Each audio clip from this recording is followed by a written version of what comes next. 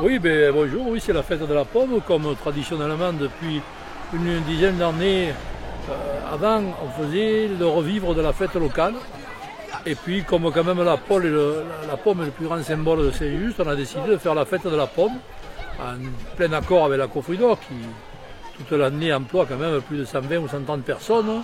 Donc c'est quand même la plus grosse industrie du village. Et on fête la pomme parce que c'est le symbole de la ville. Comme vous avez pu le voir, en entrant sur le rond-point, il y a une grosse pomme qui a été faite. C'est une sculpture qui a été faite il y a 7 ou 8 ans maintenant. Voilà, donc la fête de la pomme, ça ne consiste pas d'une grande manifestation, mais par contre une manifestation qui a de plus en plus de monde pour la visite de la Cofrido. Parce que maintenant, c'est vraiment quelque chose de superbe. Ils ont refait toutes les calibres, ils ont tout refait, je ne sais pas si vous l'avez déjà vu. Ça prend de plus en plus d'expansion. Nous, on a voulu le fêter avec eux. Donc, il y a la visite le matin avec le petit déjeuner. Et puis maintenant, il va y avoir une arrivée à pied et une bandide, comme c'est de tradition en Petite Camargue. Voilà, dans l'après-midi, il y a des jeux pour les enfants. Il y a un concours de gâteaux de pommes. Et puis le soir, il y a une soirée qui se fait avec le comité des fêtes. Voilà, c'est un peu résumé sur une journée ce qu'on fait pour la pomme. Qu'est-ce qu'on peut vous souhaiter de mieux, monsieur le maire? On part un jour de beau temps comme c'est aujourd'hui et c'est parfait. On est heureux, c'est juste, on est heureux de faire la fête à la pomme, de faire la fête locale, que ça continue comme ça encore de nombreuses années. Et pour les gens qui ne connaissent pas Saint-Just, vous pouvez mieux le situer? Ah ben Saint-Just c'est en petite Camargue bien sûr. Saint-Just est un village de 500 habitants dans les années 1960. À partir des années 1970, Saint-Just est un peu plus grandi. Quand moi j'ai arrivé à la tête de la municipalité, en 83 il y avait 1020 habitants et à l'heure actuelle il y a 3200 habitants. On se situe à 3 km de Lunel, à 23 km de Montpellier, à 25 de Nîmes, à 10 minutes, c'est-à-dire à 15 km de la Grande Motte. Donc je pense qu'on a un emplacement un peu privilégié. Et puis on est en plein au milieu de la Petite Camargue, puisqu'il faut savoir que les taureaux de la Manade de la Font et tant d'autres sont sur des terres de la commune. Et comment appelle-t-on les habitants de Saint-Just? On appelle les habitants les Saint-Justois et les Saint-Justoises. Eh bien, monsieur le maire, je vous souhaite une très bonne journée. C'est gentil, merci.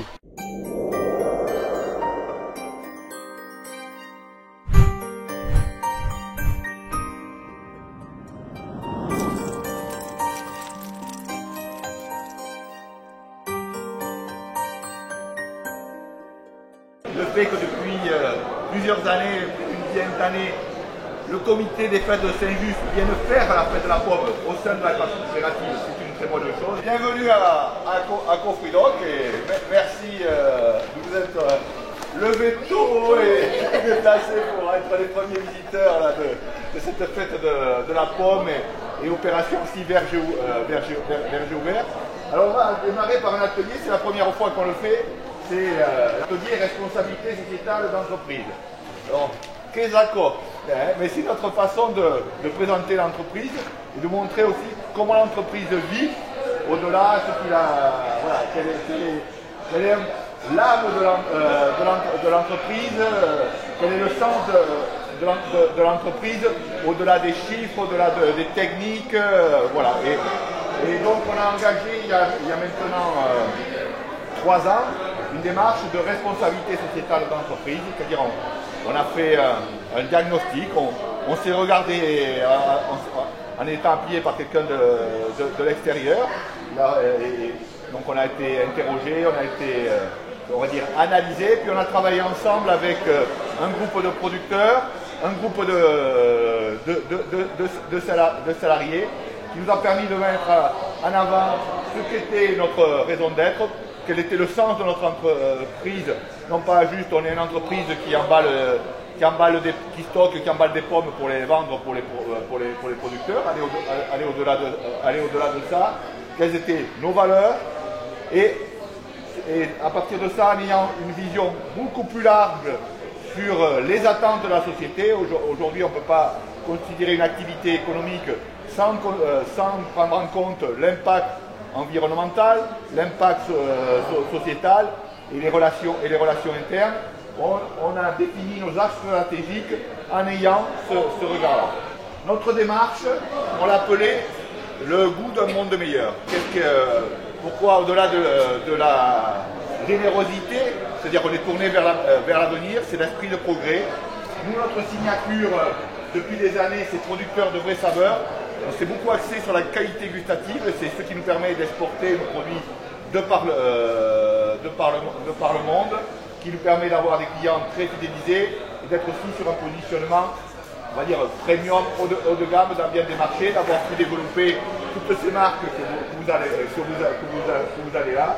Et donc c'est au cœur de nos valeurs, c'est à la fois le goût d'un monde meilleur, c'est le côté gustatif, et c'est cet esprit de progrès, et c'est le sens de nos valeurs qu'on va découvrir tout à l'heure.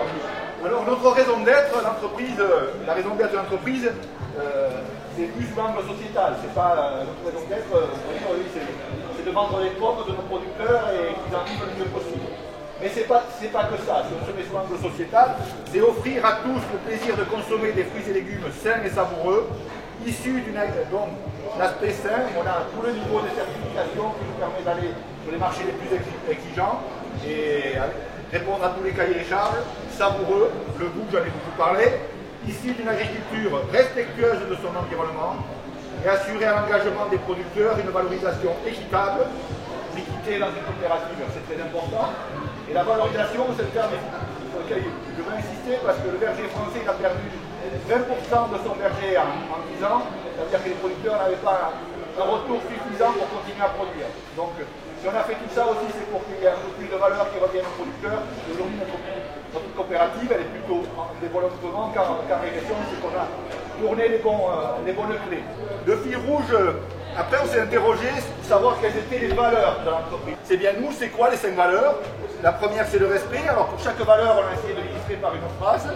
Après, la convivialité, je pense qu'on est attaché à des relations simples. Le sens du collectif, pour nous, c'est important.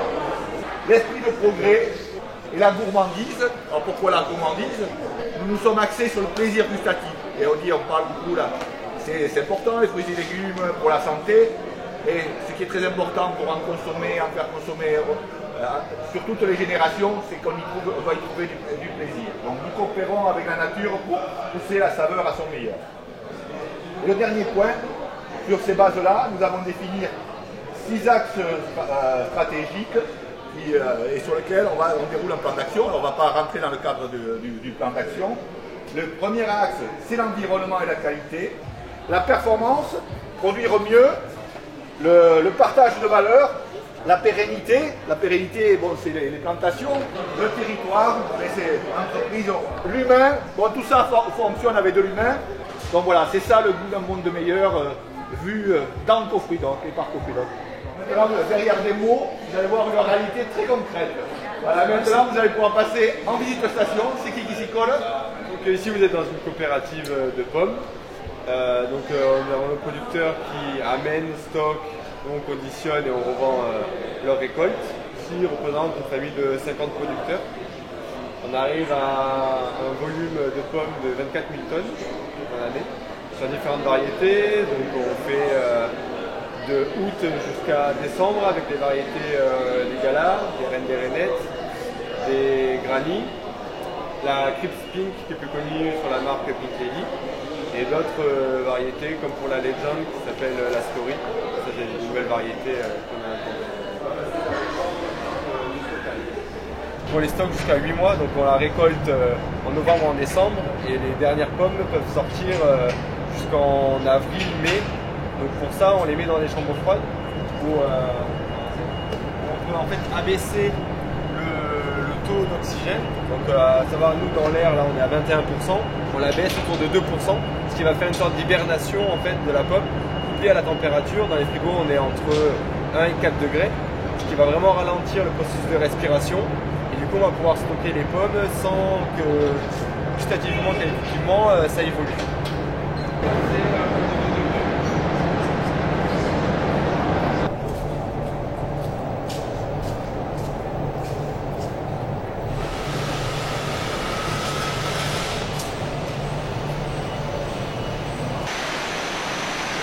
Donc celui-ci a à peu près 2 ans, c'était un des plus récents jusqu'à très peu. C'est occupé par Arsenal, alors eux ils sont basés à Montauban et c'est un des leaders mondiaux au niveau de la machinerie. Donc là, vous avez 8 canaux avec une capacité du coup de 24 tonnes heure, soit à peu près 150 000 pommes par heure.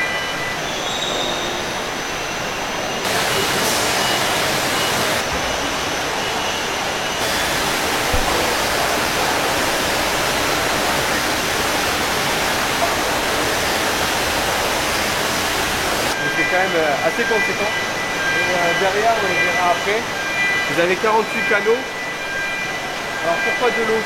C'est pour éviter les coups, parce que les pommes sont très fragiles. Donc vous verrez que même dans la station, tout ce qui est convoyage, c'est avec de l'eau. Les pommes flottent, et du coup ça évite qu'elles s'écrasent et qu'elles créent des coups, pour garder l'intégrité des pommes. Donc par rapport au cheminement, donc les palox vont être pris ici, vont plonger.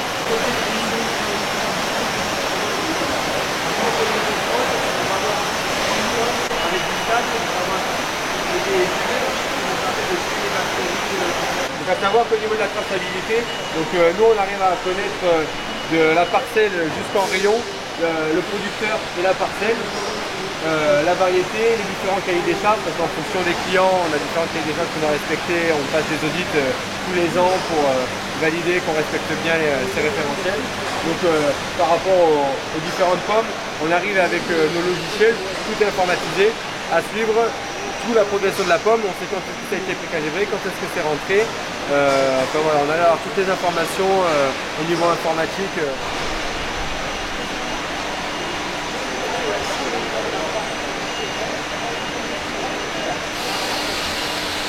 Donc ici vous êtes au niveau de la ligne de conditionnement, donc nous on a 6 lignes, chaque ligne a plus ou moins sa spécificité en fonction des conditionnements, donc on ne fait pas que des cajots, voilà, on peut faire différents types de conditionnement. On peut faire du sac, on peut faire de la barquette, on peut faire des plateaux 1 rang, 2 rangs, ce qu'on appelle des bushels, donc c'est des grands cartons de 18 kg qui sont souvent utilisés pour l'export et le grand export. Et savoir que dans les vergers, 1 hectare, ça représente à peu près un travail pour une personne. Donc ça aussi, ça fait de l'emploi derrière au niveau verger. Et en station, vraiment au pic, donc en général le pic c'est quand on travaille à Pinkledy, plutôt vers janvier-février, c'est là où on a vraiment les gros volumes. On arrive en tout à presque 120 personnes. Et en général on commence, cette année on estime vers fin octobre. La Pinkledy, et les dernières qui rentrent sont mi-décembre. La Pinkledy, c'est avec la Kid Fred, c'est la plus tardive. Donc ça c'est de la galade. La galade, mais sur un clone qu'on appelle lavé. Ouais. On a des clones qui sont lavés, donc c'est plus des clones striés, c'est vraiment des pommes qui sont bien rouges. Elles sont belles celles-là. C'est la même chose que ce que soit le petit bocal? Oui. C'est pour les grandes femmes et les petites femmes. Sans la dame, elle est plus détachée. Ah non, pas du tout, je réfléchis. Alors qu'est-ce qu'on peut se dire? Avec le foie gras, tout à fait. Alors, Est-ce que vous écoutez une vraie pomme? C'est très bon. Et dans quelle partie de la pomme on retrouve?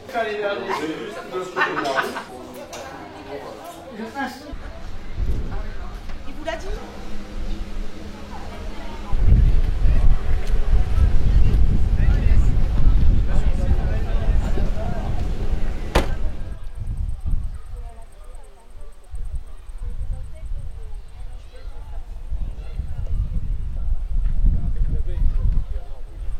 voilà. Et vous faites ça toute l'année?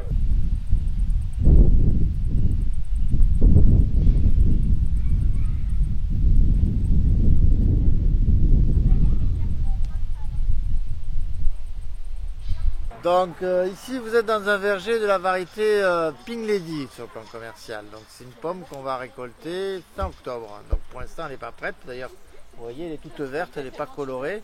Tandis qu'à la récolte elle va devenir rouge sur au moins la moitié de la surface. Ça voudra dire qu'on peut la ramasser. Voilà. Donc c'est des arbres qui ne sont pas très hauts parce qu'on ne veut pas que ça soit trop haut, parce que c'est trop c'est cher à ramasser. Donc on va prendre des racines qui ne sont pas très vigoureuses, parce que là on ne reçoit pas trop haut. Mais la contrepartie de ça, c'est que comme il n'y a pas beaucoup de racines, si on ne mettait pas ces piquets que vous voyez avec des fils de fer, les arbres ils tomberaient avec le vent. Donc ça c'est la structure du verger. Vous avez ici les branches porteuses des fruits. Donc vous avez des fruits qui sont distribués dans le verger régulièrement. Et on essaye de faire que la lumière rentre dans l'arbre. C'est pour ça qu'on taille les branches en hiver, pour éviter que ce soit trop touffu. D'accord? Parce que s'il n'y a pas de lumière, il n'y a pas de fleurs, donc il n'y a pas de fruits. Voilà. Donc après, vous voyez que les branches, elles sont courbée vers le bas, donc des fois c'est la courbure naturelle, mais parfois on aide la branche parce que une branche qui est inclinée, elle produit des fruits. Une branche qui pousse droit comme là, elle ne produit pas de fruits. Donc on est obligé de former l'arbre pour le mettre à fruits. Voyez. Donc, et ensuite, ce que vous voyez aussi, c'est ce qu'on appelle les pollinisateurs. Donc c'est toutes petites pommes, là, vous en avez là-haut. Pourquoi? Parce que dans le pommier, la pollinisation est croisée. C'est-à-dire que les abeilles vont prendre le pollen des des pommes rouges, là, et vont l'amener dans les fleurs des pommes de la variété principale, qui est la variété Pink Lady. Donc c'est ce qu'on appelle une fécondation croisée. Donc on met des ruches au printemps dans les pommiers pour qu'il y ait cette pollinisation qui se fasse correctement. D'accord? Qu'est-ce que c'est ces pièges? C'est des pièges contre la mouche méditerranéenne. Si vous avez une mouche qui a la mauvaise idée de venir pondre dans les fruits à l'approche de la récolte. Donc pour éviter que la mouche vienne pondre sur le fruit, on met des pièges comme ça qui attirent les mouches. Il y a une odeur particulière. Et une fois que la mouche est dans le piège, il y a un insecticide qui la tue. Donc c'est intéressant pour nous parce que ça évite de mettre des insecticides sur les fruits. Les produits sont à l'intérieur de ces pièges et donc ça nous évite de devoir traiter, quoi. Donc ça c'est la mouche méditerranéenne qui fait des dégâts. Après vous verrez dans certaines branches vous avez ce qu'on appelle des diffuseurs de phéromones. Vous avez un papillon qui pond dans les pommes. Et pour éviter que ce papillon vienne pondre dans les pommes, on met ces hormones dans le verger. Alors le mâle papillon, il va venir attiré par cette odeur, c'est l'odeur de la femelle, mais il ne va pas pouvoir rencontrer la femelle parce qu'il y a un nuage d'hormones dans le verger, ce qu'on appelle la technique de lutte par confusion sexuelle, qui fait qu'il n'y aura pas d'accouplement du mâle et de la femelle parce que le mâle ne va pas pouvoir retrouver la femelle. Donc là c'est aussi intéressant parce que ça évite de faire des insecticides, le fait de faire cette lutte par phéromones. Voilà. Donc ça c'est des exemples de méthodes biologiques qu'on utilise sur l'ensemble de nos vergers de la coopérative. Quelle est la bonne période pour ramasser les pommes? Ben, ça dépend des variétés. Vous avez des variétés qui arrivent tôt, comme la Rainette et la Gala, qui sont à disons de fin juillet au mois d'août. Ensuite, on ramasse la Golden en septembre, maintenant. Après, vous avez la Granny, qui est la pomme verte qu'on ramasse en octobre. Et celle-ci, qui est la dernière qu'on ramasse fin octobre, novembre.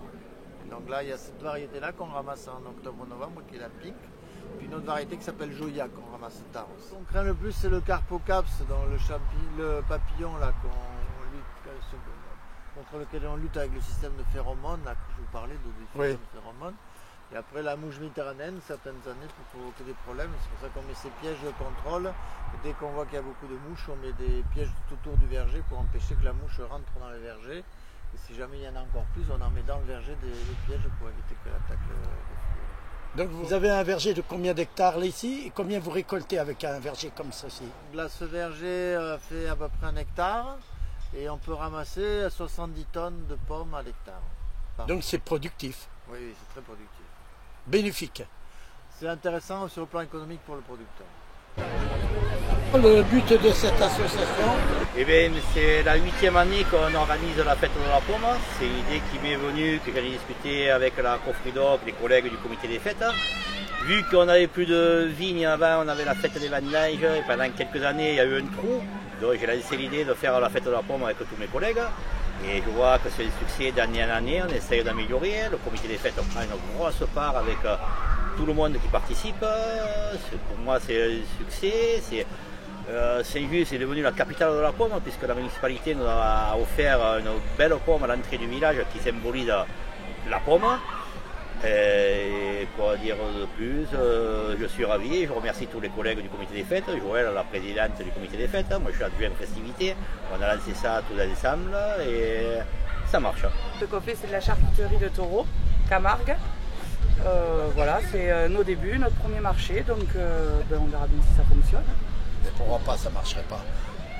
C'est obligé de marcher. Bien sûr. Le taureau est roi ici. Oh oui, c'est chez nous, c'est le taureau de chez nous ça. Et sinon, en dehors du taureau, qu'est-ce que vous faites d'autre? Alors mon mari a un atelier de découpe sur Alès. Et donc du coup, on travaille tout ce qui est bovin, ovin, caprin, voilà, pour les éleveurs. Nous on est situé sur Alès. On a un atelier de découpe où on travaille, où on a démarré avec des éleveurs. les éleveurs, que ce soit des éleveurs d'Aubrac, de Camargue, enfin des éleveurs quiconque pour faire des colis. Après, de là, ça nous est venu de faire des produits comme style le pâté au taureau, la gardiane, les tripes, les rillettes, les saucissons, les chorizo. Tout ce qui concerne le taureau, une gamme comme de plats cuisinés. Voilà. Et bon, on a démarré ça depuis mai. Ça a l'air de pas mal marcher et bon, ben, on va continuer comme ça. Voilà. Les produits sont du coin, tous les produits? Oui, du coin. Oui.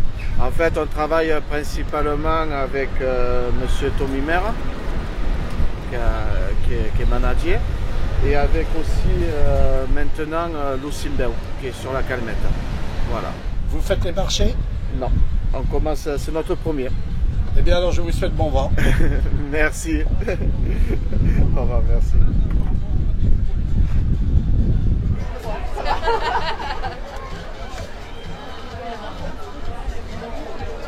Oui, c'est ça, voilà.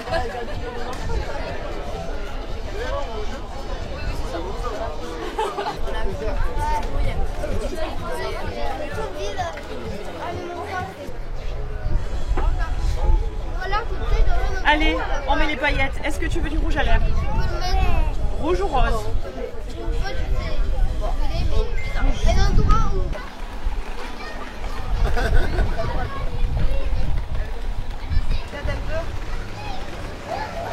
Allez.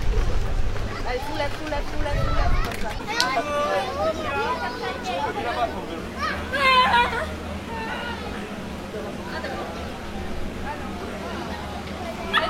Enzo!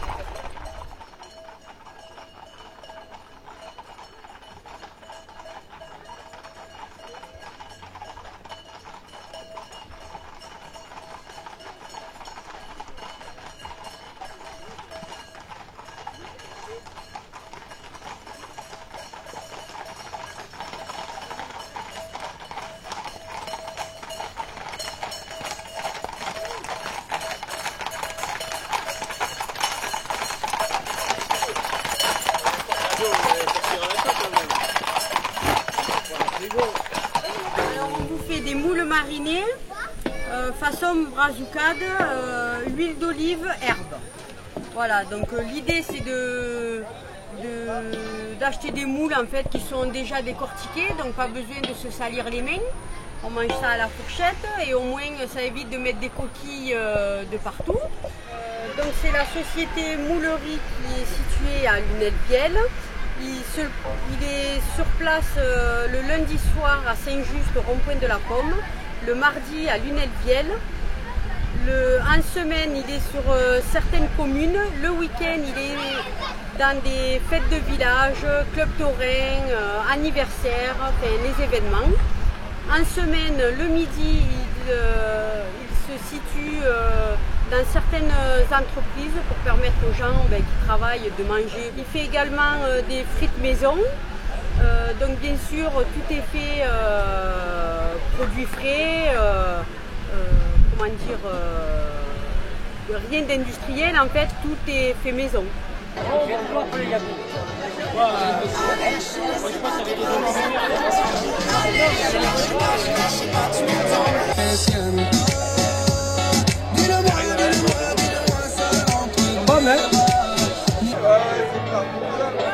Avant le premier signe, avant que tu t'abîmes, avant que tu ne perdes pied, on mettra tout en œuvre, on ira.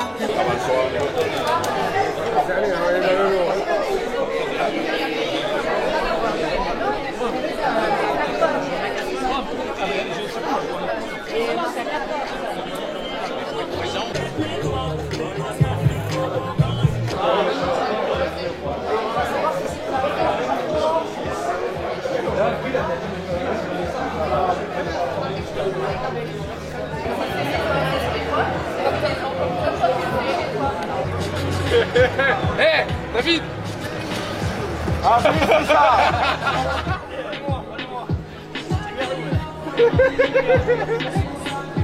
Ah, c'est vrai. Eh mais, t'aurais mis Denis, d'accord. Ouais, on a mis le plus gros de là. La gardienne se fait avec du taureau, Camargue. Donc c'est un plat de chez nous, principalement. C'est du taureau, du vin. À l'époque, on le faisait, même encore, on le fait mariner la veille, comme ça, avec des légumes et tout ce qu'il faut.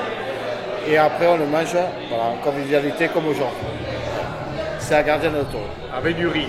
Avec du riz. C'est du taureau du pays. Du riz de Camargue. Ah, c'est toujours du taureau du pays. Tout ce qu'on fait ici, que ce soit du pâté, que ce soit toujours le blanc et le noir. C'est toujours du noir. C'est toujours Et le taureau, c'est un taureau que vous avez vaincu ou... Ah non, on n'est pas espagnol. Hein. Alors comment c'est pas les corridas. En fait, pour la viande. C'est un taureau de fin de vie. Voilà, souvent le taureau Camargue, c'est un taureau qui n'a pas fait ses preuves dans les arènes, qu'on n'a pas sélectionné. Et donc, on ne peut pas le garder, le nourrir pour rien. Donc, on le passe pour la viande. C'est tout. Donc là, je suis devant une gardienne. Ouais.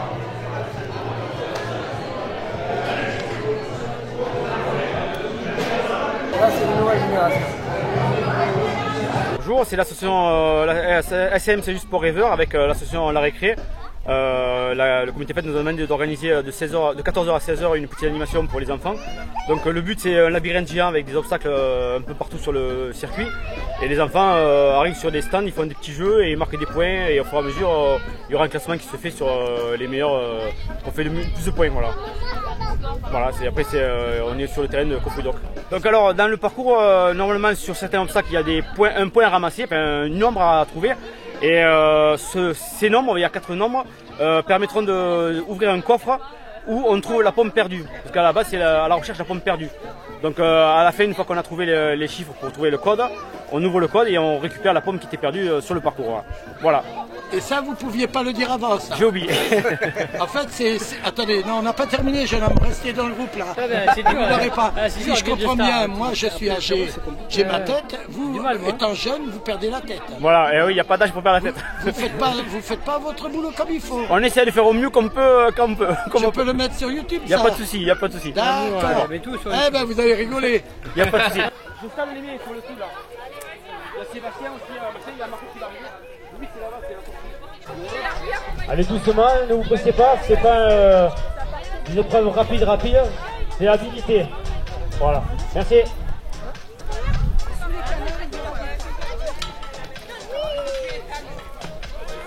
S'ils veulent, ils sont pas obligés de suivre le parcours, hein, pour éviter les bouchons.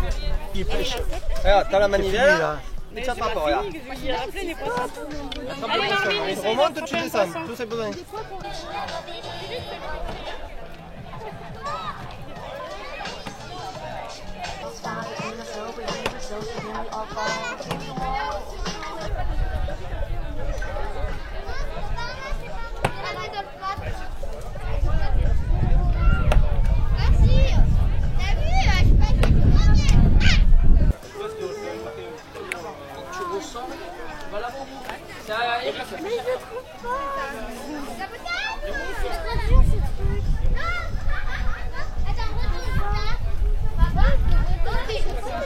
Un peu plus haut. Ouais, 5. Allez, c'est parti. 5. Allez, un peu plus haut. Un peu trop haut. Allez, plus fort. Dommage, allez, vas-y. Bien fort. Oui, 5 points.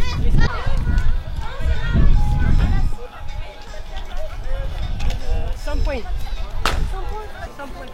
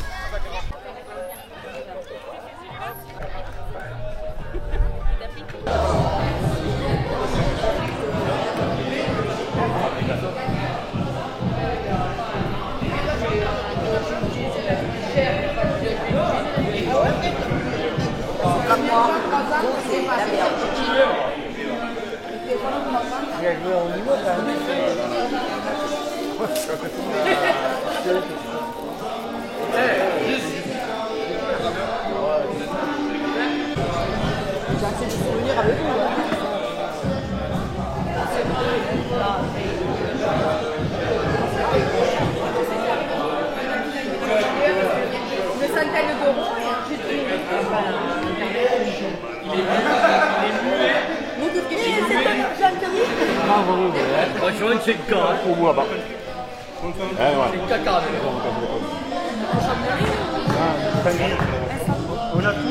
Oui.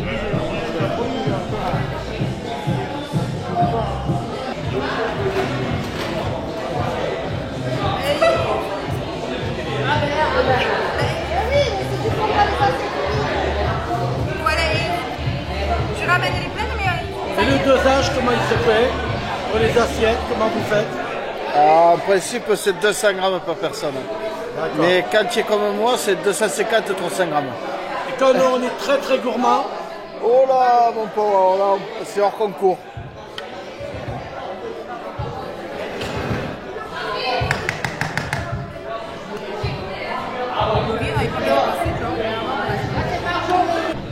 Je pense que tout le monde a apprécié ce Gardiana. Il nous a fait plaisir, elle est très bonne. Et on tient un tonnerre d'applaudissements pour toi. Bravo.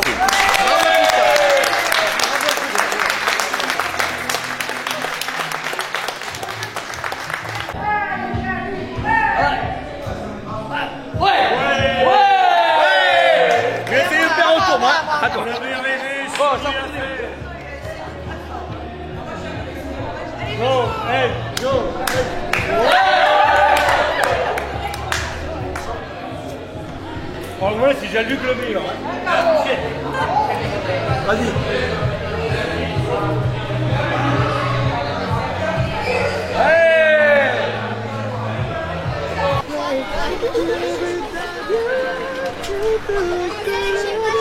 Si vous fumez, il va se casser l'image. Venus si nombreux. Je remercie la Cofridor, M. Krabos qui nous a prêté le terrain pour faire le labyrinthe géant. Je remercie l'association de la récré pour nous avoir donné un petit coup de main et avoir participé aussi au labyrinthe. Voilà. Les membres de l'association SM Sport Ever d'avoir aussi participé. Le comité des fêtes qui vous offrera le goûter après à 16h30, après leur mise des prix. Voilà, je passe la parole un petit peu à la récré qui va dire un petit mot. Et après, vous présenterons les trois premiers du 3-5 ans, pardon. Ben, merci à vous d'être venus avec cette chaleur. Donc on va procéder à la remise des lots. Merci. Troisième, Marie-Eva Michelin avec 104 points.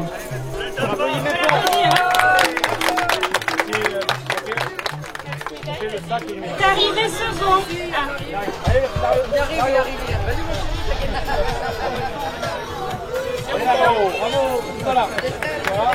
La médaille. Avec un total. Et enfin, le premier, Montero Matteo avec 147 points.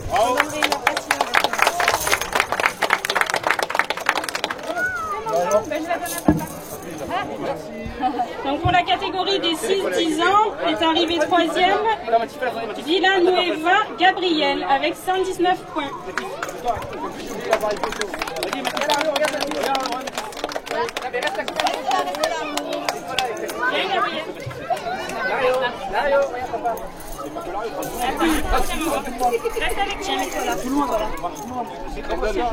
En seconde place arrive Nathan Vallière avec 121 points.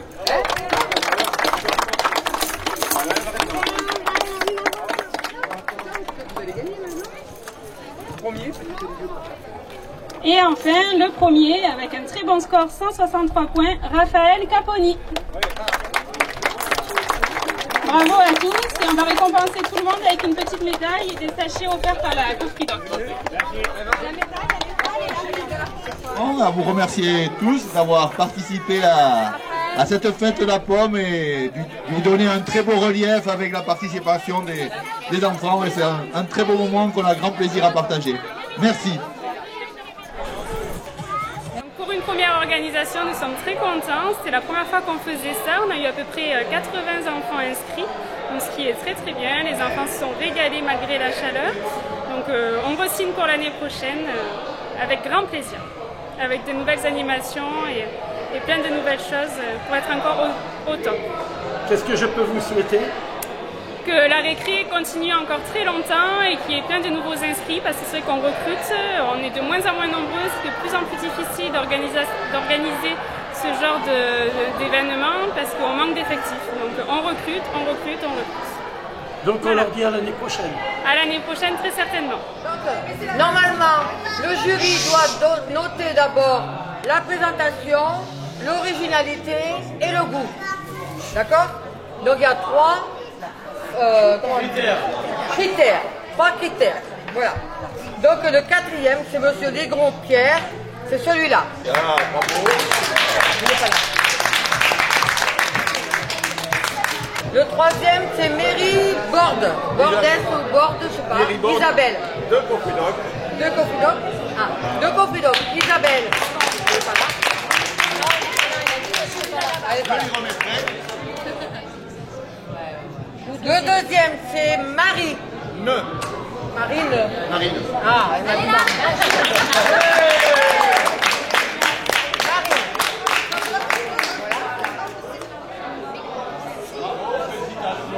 Et le premier, c'est Lara Bat.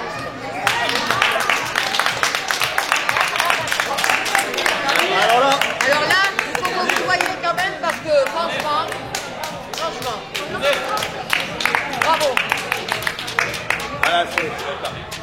Voilà, ça mérite un commentaire parce que c'est merveilleusement beau et c'est délicieusement bon, c'est excellent, c'est du haut niveau, vraiment du très haut niveau. Je crois que c'est la 4e année que Younes participe, 5e, et c'est la 4e année qu'il gagne. Voilà, c'est fantastique. Il a...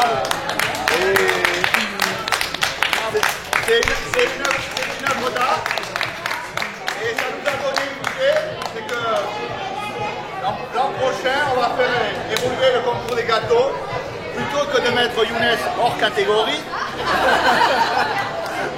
On a décidé qu'on allait lancer l'an prochain un concours professionnel.